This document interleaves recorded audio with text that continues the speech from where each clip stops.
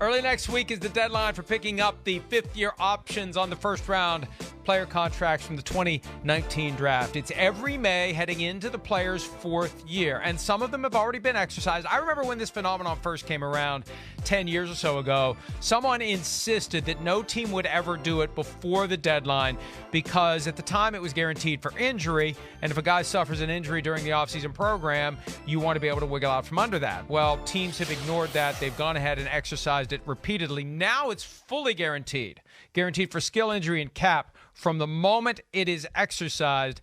Some of them are no-brainers. You saw Kyler Murray TBD. I have a feeling they're going to exercise Kyler Murray's option. The real question is Daniel Jones. And remember, we were all over this from the moment they introduced Joe Schoen as the GM, and they praise Daniel Jones.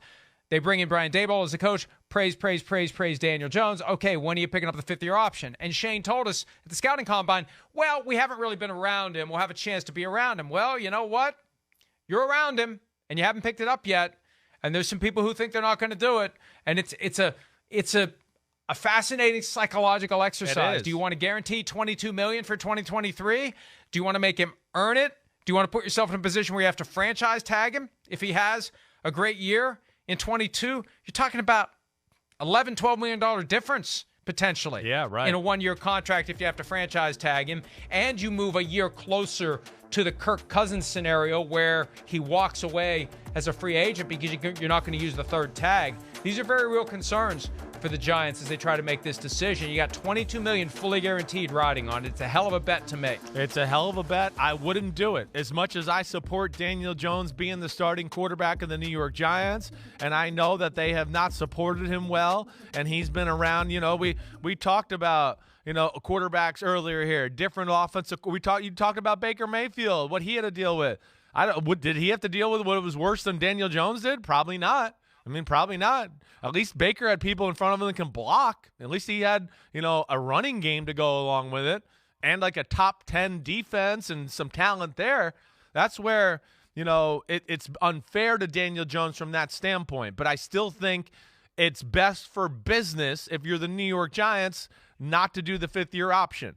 I think they want to – I get the sense that the Giants really think he's the guy.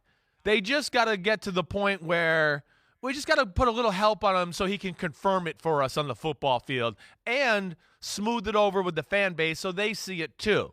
And I wouldn't be surprised if this is one of those things where, hey, we don't fifth-year option, but he plays pretty good this year, and we get to week 9 or 10, and it's all been good from Daniel Jones, and they go, okay, he's the guy for the future. Maybe let's work out a deal here for 3-4 year contract, something of that nature. I wouldn't be shocked if that is, but I wouldn't do the fifth-year option, Mike, if I was the Giants. I don't know. What do you think? Well, I wouldn't either. Yeah. But the reason it's even an issue is because they were so effusive in their praise of Daniel Jones. I know. When they hired Shane and when they hired Daboll, right, that the only way that commentary has any credibility is if they pick up the fifth-year option. It was so strong. And we can find the words, and maybe I'll write something about it at PFT. But it was so strong, it seemed like a no-brainer that they would pick up the fifth-year option. So then when they back off and say, well, we got a month around. And that's the other thing, too. Shane says, well, we don't really know him. We got some time to get to know him. If they don't pick up the option after that, then the implication is we don't like what we've seen so far. We were wrong. Isn't that it? If that's your excuse for not doing it, we haven't had a chance to be around him, and they've had a month to be around him, and they say at the end of that month, we'll pass on the fifth-year option. That's not the kind of atmosphere that you want to set to have a successful quarterback. But it's a $22 million gamble. And there's $12 million riding on this. And people will say it's a good problem to have if you have to use the franchise tag next year or negotiate a long-term deal based on the franchise tag. You're talking about a huge potential difference. Yeah. And from their perspective, hey, if he works out, fine, we'll pay the money. If he doesn't, we walk away scot-free or scotch-free as the case may be.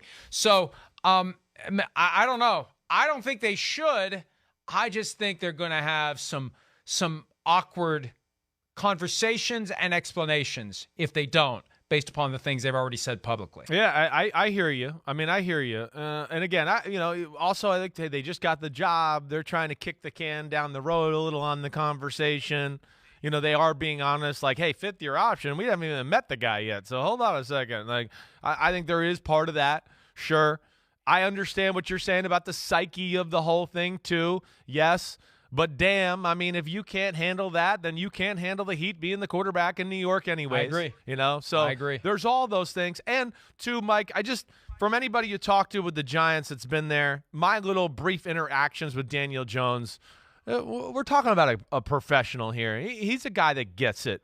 He understands that it's like he's not in the position to where any team should just be giving him like, hey, here's $22 million and we'll just see where it goes. I think he understands that he's got to do a little bit better. He's not going to blame the team. The team's, they're picking up the slack on that end, going, we haven't done the best for him. We'll see where it goes. But as much as I like him and I believe in him, yeah, I as a Giants fan, I don't think you do that as far as business is concerned. Hi, I'm Mike Tirico, and thanks for watching. Make sure to hit subscribe for the latest news and highlights from NBC Sports.